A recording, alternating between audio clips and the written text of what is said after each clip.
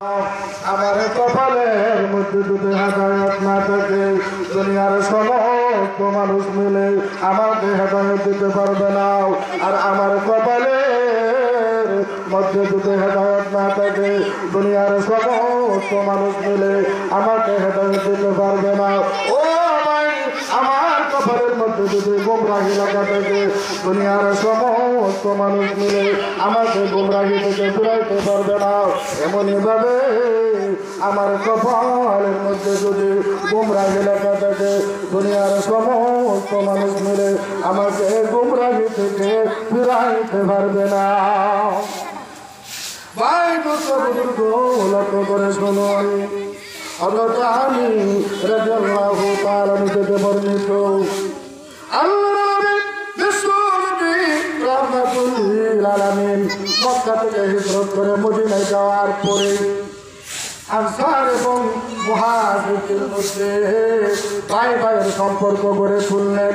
ও ভাই, আনসার এবং মুহাজিরদের মধ্যে ভাই ভাইয়ের সম্পর্ক গড়ে উঠেছিল হয়েছিল এমনই ভাবে ভাই ভাইয়ের সম্পর্ক গড়ে উঠেছিল সাইয়্যিদ ইবনে আব্দুর রহমান এবং সালাবাতুল আনসারীর মধ্যে।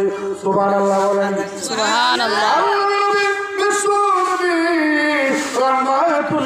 যখন তাবুক যুদ্ধে যাবেন, নবীর সাথে যুদ্ধে যাওয়ার জন্য সাইয়্যিদ ইবনে আব্দুর রহমান বললেন, তুমি গো আমিও আপনার সাথে যুদ্ধের ময়দানে যাব। ভাই সাইয়্যিদ ইবনে আব্দুর রহমান নবীর সাথে তাবুকের যুদ্ধে চলে গেল। এদিক দিয়া সাইয়্যিদ ইবনে আব্দুর রহমানের বাড়ি ঘরকে দেখাশোনা করবে। ও সাইয়্যিদ ইবনে আব্দুর রহমানের বাড়ি ঘর দেখাশোনার দায়িত্বভার অর্পিত হইল সালাবাতুল আনসারীর উপরে। সালাবাতুল আনসারী সাইয়্যিদ ইবনে আব্দুর রহমানের বাড়ি ঘর দেখাশোনা করতেছে, দিন যাইতেছে। একদিন দুষ্টার ইবনে শয়তান সালাবাতুল আনসারীকে ধোঁকা দিতেছে। ওরে সালাবা, তোর ভাই সাইয়্যিদ ইবনে আব্দুর রহমান বাড়িতে নাই, বাড়িতে বউ রেখে গেছে, তোমার জন্য বিরাট সুবর্ণ সুযোগ রয়েছে। শয়তানের উপরে চড়ে পড়ে সালাবাতুল আনসারী সাইয়্যিদ ইবনে আব্দুর রহমানের দেহের মধ্যে ঘরের মধ্যে প্রবেশ করলেন। প্রবেশ করে সাইয়্যিদ ইবনে আব্দুর রহমানের স্ত্রীর হাতকে স্পর্শ করলেন। এ করলেন ভাই সালাবাতুল আনসারী। যে মুহূর্তে সালাবাতুল আনসারী সাইয়্যিদ ইবনে আব্দুর রহমানের স্ত্রীর হাতকে স্পর্শ করল, এই মুহূর্তে সাইয়্যিদ ইবনে আব্দুর রহমানের স্ত্রী বলতেছেন, ওরে সালাবা, তোমার যে ভাই যুদ্ধ করতে গেছে যুদ্ধের ময়দানে তুমি কি তোমার ভাইয়ের আমানতের খেয়াল করতে উদ্যত হয়েছ? এই মাত্র ও ভাই সালাবাতুল আনসারী সাইয়্যিদ ইবনে আব্দুর রহমানের স্ত্রীর হাত ছেড়ে দিয়ে পাহাড়ের দিকে দৌড়তে শুরু করলো। পাহাড়ের কাছে গিয়া বৃক্ষের নিচে গাছের নিচে সেটাকে কান্দে, আল্লাহ আমি গুনাহগার, আল্লাহ তুমি গফফার, আল্লাহ তুমি যদি আমার না মাফ করেছে আমারে মাফ করো, সে আল্লাহ আমারে মাফ করবে।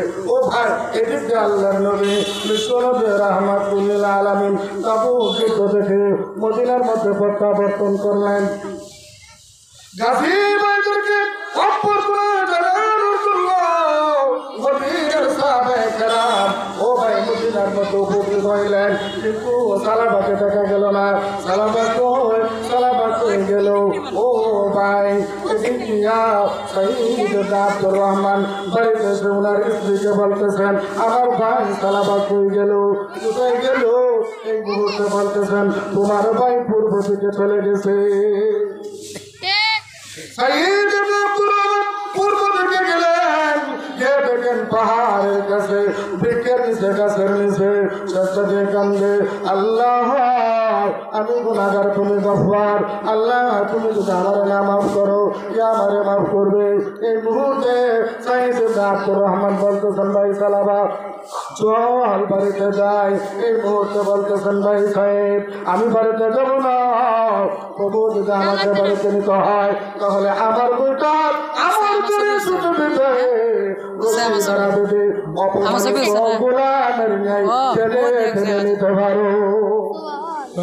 যেই মুহূর্তে ও ভাই সালাবাতুল আনসারের দুইটা হাত শহীদ আব্দুর রহমান ওই দুইটা হাত সালাবাতুল আনসারের দুইটা হাত তার গাড়ির সাথে বেঁধে রশি ধরে টানতে লাগলেন এমন সময় সালাবাতুল আনসারের মেয়ে হযরত হামজা রাদিয়াল্লাহু তাআলা আনহা উনি রশি ধরে টানে বলে ও বাবা বৃদ্ধ হয়েছো বুড়া হয়েছো বাবা এখনো তোমার চরিত্র বদলায় নাই রে সেই মুহূর্তে রশি ধরে সাইদ ইবনে আব্দুর রহমান বাড়ির দিকে নিতে লাগলো এই সময় সালাবাতুল আনসার বলেন ভাই সাহেব আমাকে বাড়িতে নিয়ে যাওয়ার আগে আমাকে নিয়ে চলো উমরের কাছে উমরকে জিজ্ঞাসা করবো আমার মতো নাফরমান যদি তওবা করে আল্লাহ রাব্বুল আলামিন আমার মাফ দেবেন ও ভাই উমরের কাছে নিয়ে যাওয়ার পরে ভাই সালাবাতুল আনসার বলতেছেন ভাই উমর অপরাধ করেছে নফসের দোকায় শয়তানের দোকায় আমি যদি তওবা করি আল্লাহ রাব্বুল আলামিন আমার মাফ দেবেন উমর রাদিয়াল্লাহু তাআলা বললেন মা দোয়া না দোয়া এটা আল্লাহর ব্যাপার তুমি আমার দরবারে হয়ে যাও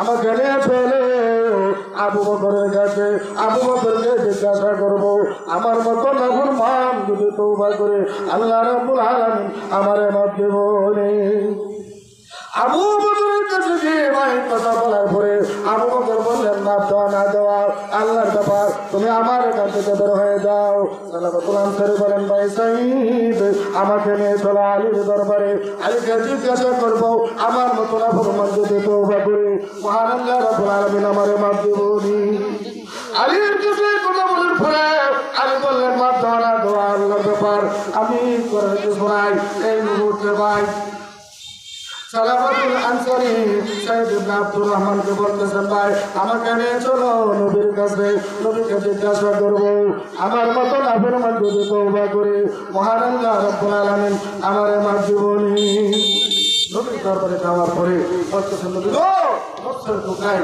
শয়তানের দোকায় অন্যায় অপরাধ করছি আল্লাহ আমারে মাফ করুন এই মুহূর্তে নবীজি বলতেছেন ও সালাবা তোমাকে দেখে আমার জাহান্নামের কথা স্মরণ হয়ে গেছে আগে বলো তুমি কেন আমানতের খেয়ানত করতে উদ্যত হয়ে মাফ দেওয়া না দেওয়া এটা আল্লাহর ব্যাপার তুমি আমার দরবার থেকে বের হয়েছো এখন ভাই সালাবাতুল আনসারী আবার চলে গেল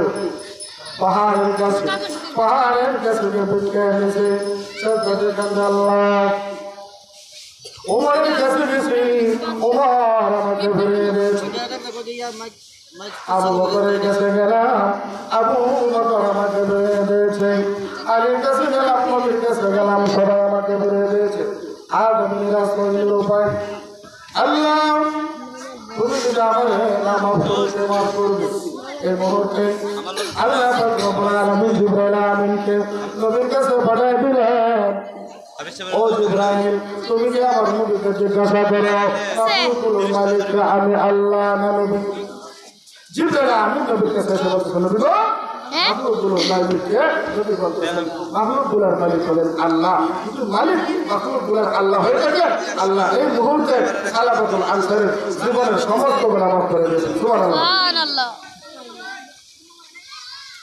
وآخر دعوانا الحمد لله